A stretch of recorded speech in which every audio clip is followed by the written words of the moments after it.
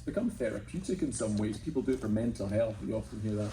And while I don't think it ultimately redeems you spiritually, I do think there is something in that, so maybe mention that tonight. But I'm going to talk about really how the belief that photography matters ultimately and why that is.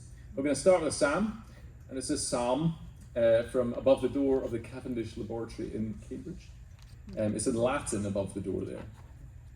But Psalm 111 verse 2, great are the works of the Lord, studied by all who delight in them. And I love this. Great are the works of the Lord, studied by all who delight in them. Study comes from delight. So whether you're studying with a test tube or a spreadsheet or a camera, it's this delight in the works of the Lord. You study the world and you want to understand it. And it was put above that laboratory in Cambridge by James Clerk Maxwell, who's a famous scientist, and he was Scottish as well. So I feel like I can talk about him. I think it's a great manifesto for scientists. As you go into your laboratory, you're studying the works of the Lord, and you delight in them, so you study them. But also as an artist, I think it's a great manifesto, or as a human. So whether you are doing the spreadsheet stuff or the photography stuff, it's quite good. Get on a t-shirt, get on a cap, and it's pretty good. And when Einstein was asked, did he stand on the shoulders of Newton, you know Isaac Newton? He said, no, I stand on the shoulders of Maxwell. So for Einstein, Maxwell was the man he looked to. So we think that Einstein is a genius, but actually Maxwell was the genius to him. And he was a Christian, and he was fixated on light, not just the physics of light, which he developed into the laws of electromagnetism, but also the source of light, the moral goodness of light, the beauty of light, and the lawgiver. And helpfully for this talk, he also came up with the world's first colour photograph. This is a tartan ribbon, as you can probably tell. So not only is it an incredible piece of scientific revelation, but it's also a narrative. There's a story in there, and so I want to think about that tonight. But also for me it's great because I do stories about Scottish identity and things. So I'm going to make the case generally why photography matters, and then I'm going to show a couple of stories related to this. I'll show that in a second, actually, that's quite funny. But first, can I get everybody, I bet you've all got phones on you. Can I get you to lift them in the air? And can I get you to put on your torch to prove that? If you're over 40, your torch is probably on anyway. So just take it out of your pockets. That's good. So just hold it up high. Just hold it up high. Just keep it there for a while. This is the strain or the burden of the photographer. Keep it there. I want you to notice 3 things about what you're doing there.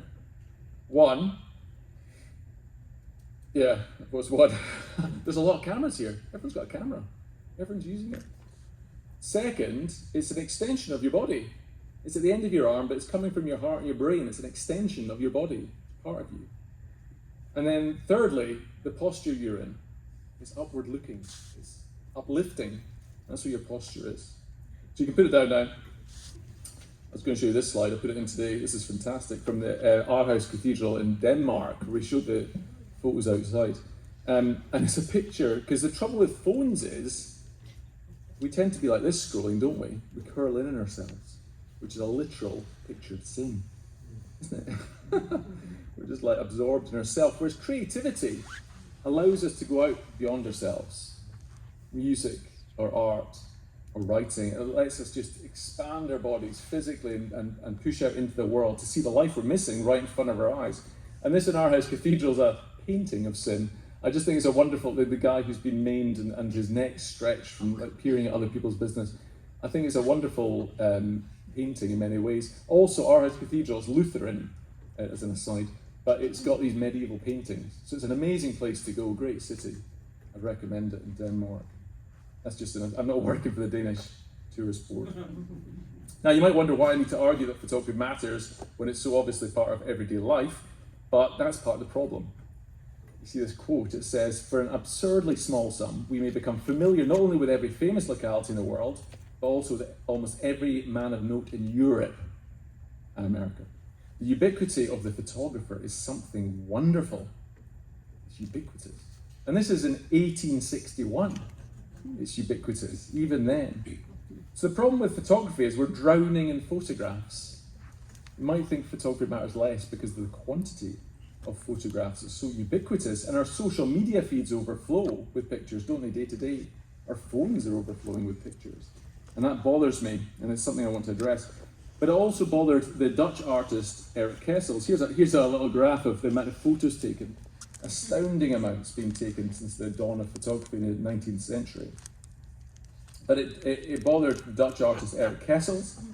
Here's an installation of all the photos uploaded to Flickr in 24 hours. I love it. And one print seems so insignificant in a million other prints. And when I take photographs, maybe you do, you think you're adding to this trash pile there, we're drowning in pictures. And in fact, since I've started speaking, more photos have been taken than the entire 19th century. I wonder if any Christians would fund this kind of art, but I think it so powerfully speaks of that wastefulness, but also the scale of what humans do. But I can testify to the privilege and the joy of being a photographer for the last 2 decades, despite my heart sinking when I see this huge flood of images every day. But there are many reasons that have kept me going, from the joy of a front page. I do a lot of work, I have done in the past for the New York Times. It's such a joy when it's printed. Being on the shoot's amazing, but getting printed. Or meeting a portrait subject who opens your mind to new things, like Stefan Sagmeister, the famous graphic designer, or John Stott, who I got to meet after writing him a letter. Or going on a far-flung quest to somewhere exciting overseas, like in Kasanka National Park in Zambia, to show the beauty of creation in even bats are beautiful. Or to the Tibetan plateau to document the last Tibetan nomads before they were resettled.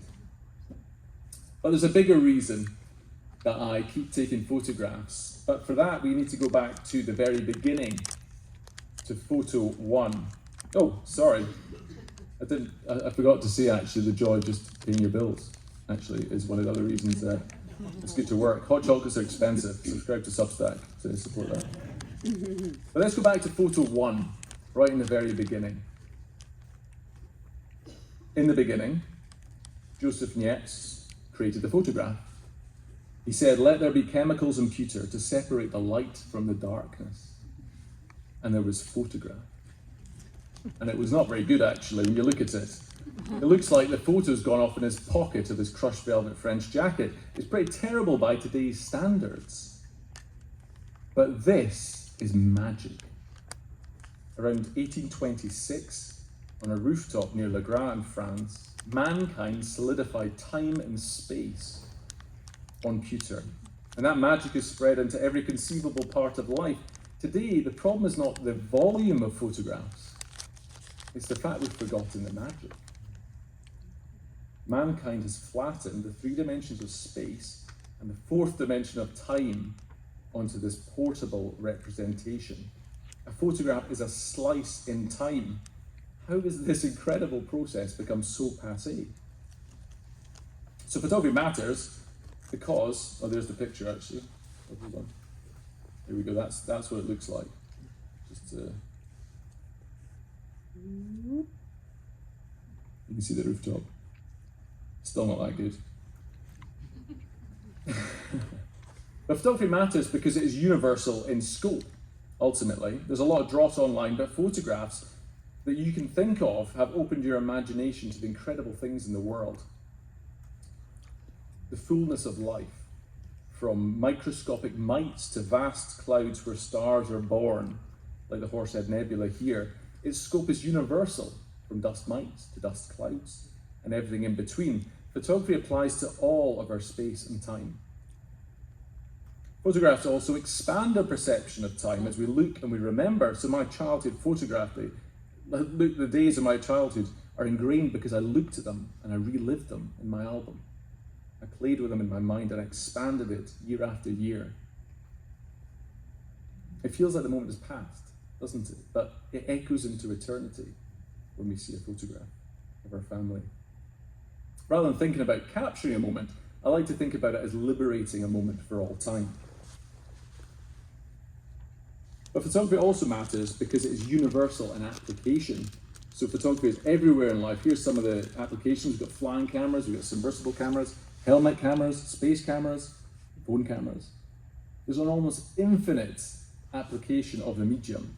And as you increase the applications, you increase the number of pictures. But the universal nature of photography, I think, comes from the fact it mimics our eyes and our brains, which are designed to do this already. Our eyes are cameras. They have a lens, they have an iris aperture, which affects the amount of light coming in, and they have this retina sensor at the back, which is a digital sensor in the eye. So our eyes don't merely gather information, but they collect data to understand the cosmos.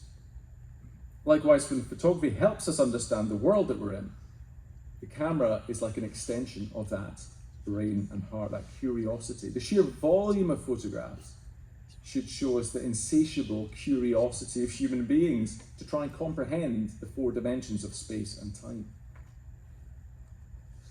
So when we see that, we shouldn't be disheartened. We should look at the incredible creativity of humans. And when we see this, we should remember that this trash pile, for the one who stoops down and picks up a single image, is of infinite worth. If it's a picture of your beloved. And what a picture that is of the Creator who stooped down into our trash and picks up one image to redeem it. The value of that. Sheer capacity should make us marvel at human beings. But the billions of photographs tells us something about the universe, and I love this quote from Muriel Rukeyser. She says, "The universe is made of stories, not of atoms." Einstein marveled that the only incomprehensible thing about the universe is that it's comprehensible. And he should have spoken to Clerk Maxwell about that, because he understood that great are the works of the Lord, studied by all who delight in them. For Clerk Maxwell, it was the story behind it all. He knew that. And in John's Gospel, we know that matter came after meaning. Matter is the coalescence around story. The fabric of our bodies testifies to that. At the heart of each of our cells is a one-word story through which we are created. But that's all very nice. It's very lofty. It's a good theory. But when it comes to taking a picture, how do you actually do something about that? How do you capture this? Well, I've got a Venn diagram. I don't think there's been enough Venn diagrams that sing. So I'm hoping to address that here. Do you know who invented the Venn diagram? Does anybody know? Mr. Venn, yeah, that's right, he's a professor. John Venn, who was an Anglican priest at Cambridge at the same time as Clerk Maxwell. Not funny. And he came up with them to do logical things, and I think even biblical ideas he was trying to understand. Anyway, the Venn diagram, this is what people think. So you've got a perfect picture in the middle. That's what we're aiming for in photography or art or song. You're trying to aim for the perfect thing. And a lot of people fixate on these two things. The technical, your camera, your shutter speed, your aperture. The aesthetic, how you compose it, how the colours look. But there's the other thing that I think is far more important, and something which I've spent 2 decades trying to work out. And that's meaning. A photograph is not just pretty, it's not just sharp, but it needs to have meaning. And it's not just a postmodern meaning for me, a meaning for you. It has to transcend the image. It's a picture which you can look at and understand and read. And the great American photographer Diane Arbus says it like this: the more specific you are, the more universal you will be. I'm not just trying to reveal facts of things as they are. I'm trying to reveal the deeper story, the meaning behind it. And to do that, to speak universally, to speak of these big things, I've actually found that going really quite local and specific is actually a better way, and a microcosm of the macro. And because human beings are finite and small, I think we can relate to that as well. So often that's the way. And as I'll show you some of my pictures, which are mundane, let's say, or prosaic, but actually they can hopefully be profound. Like this. These are just some short stories I'll show you very quickly, and then I'll go on to the deeper ones. This is hedges, border hedges, which I started taking during the pandemic when we were stuck at home and the borders around the world closed. And I thought, well, I could use it as a metaphor. And I thought, actually, we've been self-isolating in Edinburgh for decades behind our hedges. And I also like the fact there's a bungalow belt around Edinburgh. You all know Edinburgh's pretty in like a World Heritage Site. But actually around it, it's called the bungalow belt. I live in it. I've aspired to a suburban bungalow, and you've got these hedges around it. So I started photographing that. And very quickly, actually, Smithsonian Magazine commissioned me to keep photographing it because they saw the value of this. And it's got deeper biblical ideas as well. It's not just all these cultural ideas. In Job, at the start, Satan hates hedges. He says to God, do you hedge in, righteous Job? You hedging in? So he's like protected by God for the hedge. So I think that's quite nice. There's these kind of little things that keep me amused when I'm photographing it. But also it's published in BuzzFeed, of all places. You know BuzzFeed? Listicles. And it was hilarious. It's like 10 photo stories that'll change the way you view the world. Hedges. But they curated it next to a story of crossing the Rio Grande. So I think they understood that I'm trying to have a conversation about hedges. It was a very specific local thing, but it had this wider appeal somehow. I did another thing for Smithsonian last summer. Well, I went on holiday actually, and I photographed it for my own sake, this incredible 5,000-year-old Neolithic site. And then I pitched it to them because I wanted to photograph these aerial shots, and then they ran like a beautiful 16-page spread. That photograph was for another series I'm working on, which I just found out an hour before this I got funding for, which I'm very, very thankful for, which is these photo weaves, which for me have been a breakthrough. Well, practically it's two pictures which I cut up and I weave together into a textile, because people view Scotland through a textile lens. Tartan, and you think of Scotland, you think of tartan, bagpipes and moorland. And so I've been and that's what people look like, they were blue. So it's trying to use what people understand Scotland as and create these textiles. And photography was just invented after the clearances. So this really important period when Scotland's identity came about, photography wasn't there. And then this tartanification of Scotland started to happen. And so I started photographing these modern landscapes. This is petrochemical, the world's first petrochemical works, a spoil heap outside Edinburgh. I made that into a weave, I think, because tartan represents the landscape in your mind. When you see tartan, you think of the land. You think of the colours of the land, the forest and the heather and all these things. And so I want to represent the land as it is and tell deeper stories. This is one from the Highlands and the Lowlands. The sheep are there. This is actually, there's layers to this, but this is inspired by a book by Thomas Boston, which is the biggest selling book in Scotland in the 18th century, called The Fourfold State of Man, which nobody's heard of. But I decided, it had a huge big title, like 200 characters long, but I managed to convince the farmer to spray paint each letter onto the sheep. And we sent them off into the landscape to show just how meaning is scrambled through time. So I don't really tell people that because it's too conceptual. But I then made it into this weave to sort of show how Lowland and Highland are connected. That the ideas of clearance came from the south and went north as well.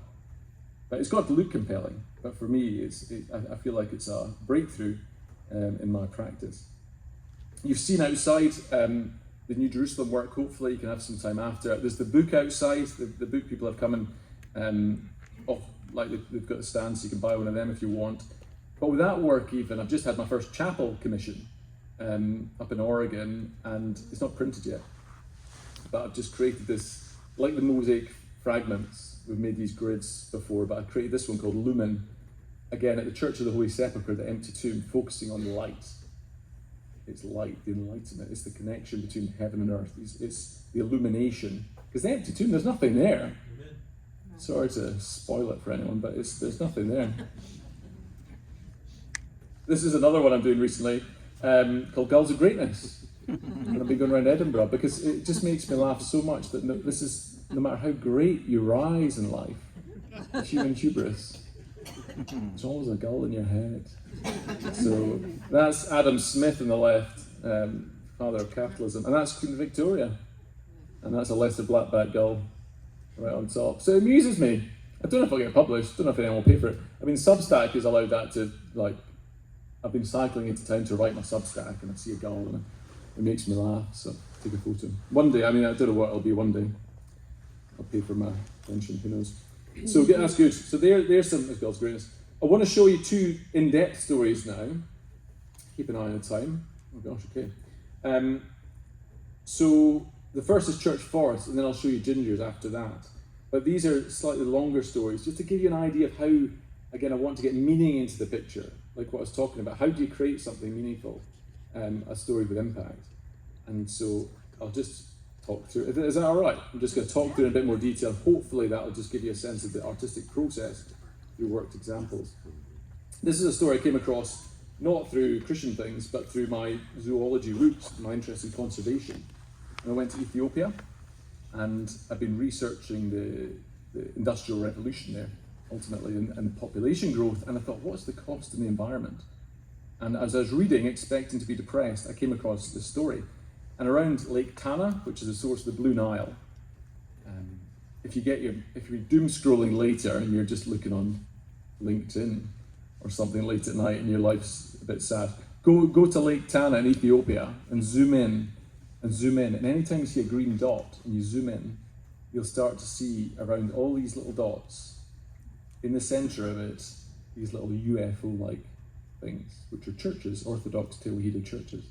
And they're like UFOs have landed and they're emitting light and health and plants are growing. It's like my photos outside, I put them around the site and I came back the next day and orchids had popped up around them. I mean, here, it's like a day of the triffids. I read that when I was young. I was slightly freaked out. They're going to get me. Anyway, around these churches, they've been protected. And there's about 20 to 40,000, depending on what you think. And about 95% have been lost between the sites, but it's a miracle that any have survived at all. So I thought, this is an amazing story. I need to get this perspective and go out there. So I got the first funding from the Royal Photographic Society and I went out. See them fading away here. They are disappearing. There we go. Come on, there we go.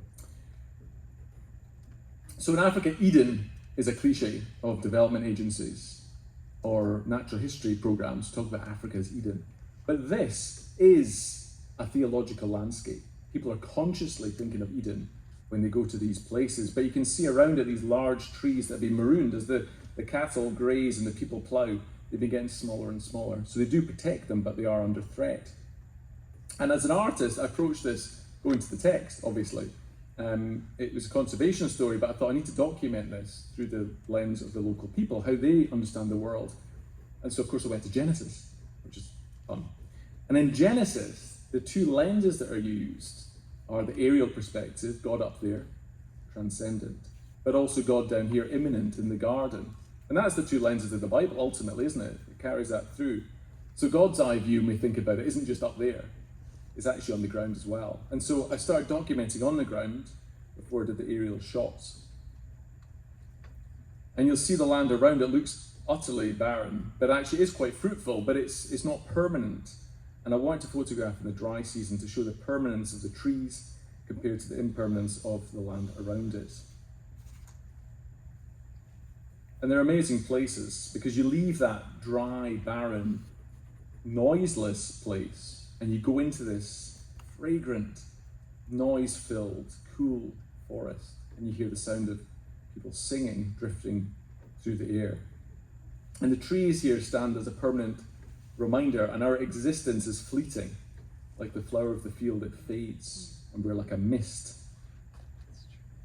And people don't go into the building because it's the priests who go in there. So the forest actually acts like a church building, in a sense. That is the way it works. And it's one of the most beautiful things I've experienced, to be standing there during the Mass, people worshipping alongside, people singing beautiful songs alongside the sound of monkeys and birds and insects. It's one of the most gorgeous things. And it's so silent as well, apart from these noises mingling together. It felt so Edenic, actually. And in some ways, it was. But it's not a place detached from life. It's a place that's central to it. For the celebrations, there's so many festivals in Ethiopia, which is good. But it's also from birth and to death. Life is punctuated by frequent visits to here. It's the center of their life, informs everything outside of it as well. And trees are a great illustration, actually, of the Christian life. From the start of Genesis to Revelation, the trees are the great inclusio, the brackets of it. The tree of life at the beginning and the tree of life at the end. But in the middle, we have this tree, as Peter calls it, the cross, which is the tree of death that becomes the tree of life with his substitution. So I think it's a beautiful way for me to see the Christian story actually in a new way. These are allegories. A tree, when you see a tree, you think of the cross. It's the very symbol of Christianity, in fact, a tree of life. And to its guardians, it is a miniature version of Eden. It says, since Eden is protected by forests and plants, we are doing the same thing here. The trees are the clothes of the church, they say. And to have a church lose its forest is a sign that they have failed in their faith, actually.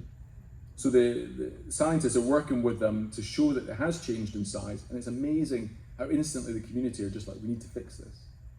In a lot of places I worked with conservation stories, it's very hard to motivate the local people because we're not speaking in their worldview and story.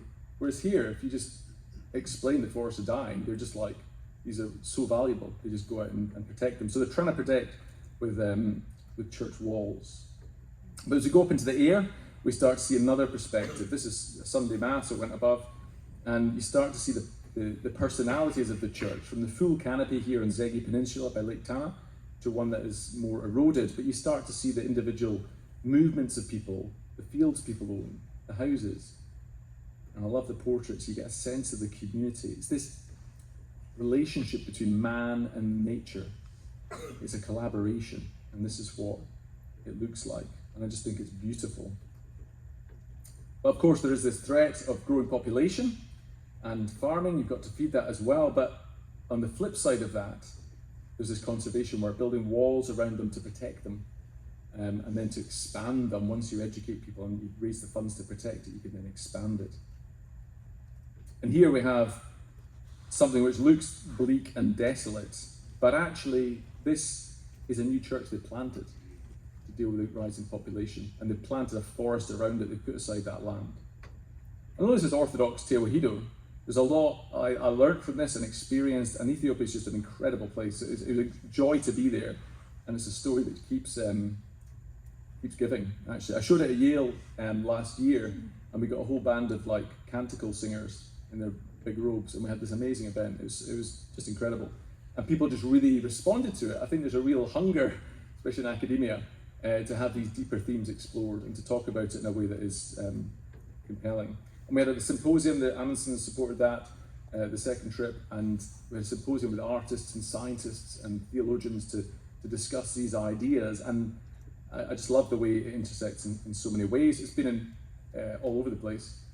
Geo France, that was. The Guardian, I did a book, and The Guardian did an article around this time, the COP summit. I want to do another book, if anyone's got a spare 20 grand, to do one in a bilingual one, which also has it can get in country, ultimately. It was in Nature. I got published in Nature, which is a science grad, was like epic. National Geographic as well, and this is the book. So again, it's a story grows, and it's a process. But to create this book, for me, was something just to get these ideas into the world that people could hold. And I did an essay, because you go to Ethiopia, and you think, here's Christianity shaping the landscape. It's like, we're in a Christian country here. Where do you see it over here, like in the Christian West? And I actually did find it. This great book by Mark Stahl talks about the rise of environmentalism coming from the Connecticut Valley Puritans. And you see how they come up with the idea and the ethos, the theology, and then the Presbyterians as ever come up with the structure, and then so it goes on. But it had an essay at the end of the book talking about that, comparing Central Park ultimately as a place of rest and restoration and recreation from this Puritan idea, comparing it to church forests. So it's there to be found if you look for it. Right, how we do time? Okay, gingers, this is a bit quicker because it's slightly easier to understand. And then we can maybe have some questions at the end of it. So this is worlds away in many respects from the church forests. You might think how they connect, but the ginger story came about in 2013 when I was thinking about the independence referendum in Scotland, and I was thinking about these cliches of national identity. So I came up with a bunch of stories, and one of them was people with ginger hair, because I thought I am a cliche of national identity. I'm pale and I'm ginger. So I thought that'd be a good story, and then it coincided with a trip to the National Galleries of Scotland. And in the National Galleries of Scotland, I noticed in the early Renaissance room, every single painting from the early Renaissance had a ginger person in it. And they were usually Jesus or Mary. And so I said to the guy who was actually the director, I said, why are there all these gingers in this? And he kind of laughed and sort of thought it was strange, as people do. And he didn't really answer it, but over time I realised no one's actually studied this. They've done studies on like Jesus' haircut, what it means, or like a snail that symbolises death or something. But no one had actually thought about the colour of the main character at the centre of the thing. I think there's a few reasons for that. One is the divinity, it's like a golden crown, and it also draws the eye to the person. But I just noticed this and I thought, wow, well there's my aesthetic, the beauty of ginger hair, is golden hair. And then I was doing some research and I found a dodgy map online which showed a hotspot, well, the Celtic fringe, Ireland and Scotland, but also in Russia. I thought, well, that's interesting. It's a global trait. And then the guy who found the gene in Edinburgh, doing some research, I found the Professor Rees, and he had found the gene in Edinburgh. Well, I'd say a lab, it wasn't lying around, which is like capital of ginger hair, but he found it, and some of his research was in Jamaica on melanoma, like skin cancer, in Jamaica with people with dark skin, gingers. So I thought, there's my parameters. So then I started to photograph people. And this is a great family. It was word of mouth to begin with. And this is a good Christian family from up in Perth, in Scotland. And it took a while to get this picture right. But when I took this, I thought, wow, I think this is something. So I kept making portraits. This is in Russia. Again, over years, just making portraits and trying to publish as I go. I don't think I've actually broke even for quite a few years, but it's a kind of, you do a project and you hope that it'll have legs. This wee lad, Alex, from Inverness in the Highlands, was actually a quintessential Highland laddie, but when you speak to him, his dad was from the Middle East and his mum was from Eastern Europe. And you think, well, that is the story, isn't it? It's like we are a mixture of different places. It tells a story of human migration. We go to and fro throughout the earth, and it's always been so. And I just love that, trying to tell these stories. Gilad from Israel, he also dresses up as a Jesus impersonator. And Martika from Jamaica, Treasure Beach. I managed to get there. Someone's got to do it.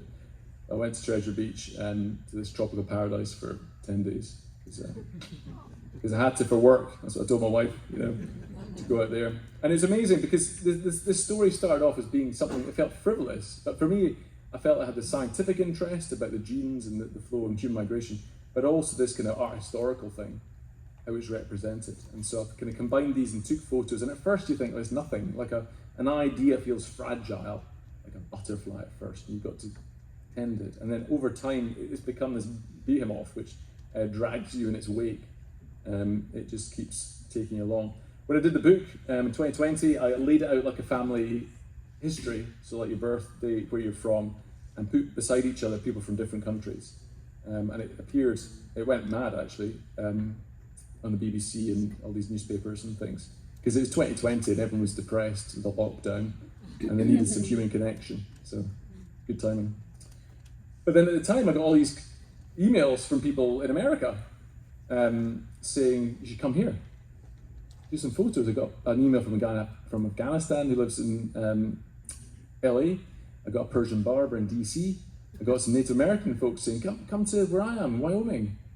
And it took until last year to start this. I was invited by JBU actually, and we went into Oklahoma and Arkansas, and I started there. I thought, if I can find some Native American gingers to tell the story, to start it off, then I'll do something with this. And so I've had other invitations to come over to the States, and did a trip to DC as well, and just meeting people, interviewing them and speaking about their story and who they are, up in Portland, Oregon as well.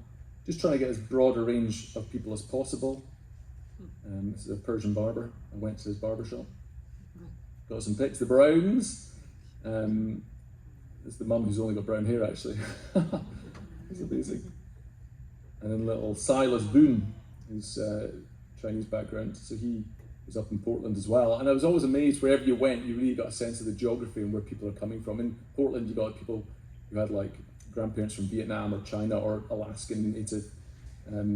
So it's pretty cool. And that's appeared all over the place. The Gingers of America is ongoing. So if anyone knows gingers in Chattanooga, I'm doing some this week. And Birmingham next week, and then LA later on. I'm looking for more people. So gingersofamerica.com. But yeah, it's an amazing story. It's done well in the past, but I just think in America it's particularly interesting because it's a challenge for me, a real challenge, but also it's a microcosm of the world. And I thought, it's not a story about here ultimately, it's about connection. It's about the fact we're all made of the same stuff. And sometimes it shows, it's the image of God in each one of us, the substance of us.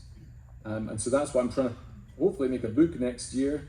All these things you do in faith, you hope something will happen, and try and write something about it, using people's interviews to tell a story of connection in America. Because in Britain, all I hear is division.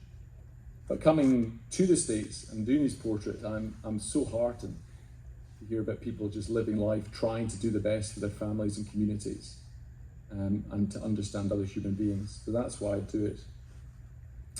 And then the National Galleries of Scotland acquired some as well, so that was a good thing that came from this.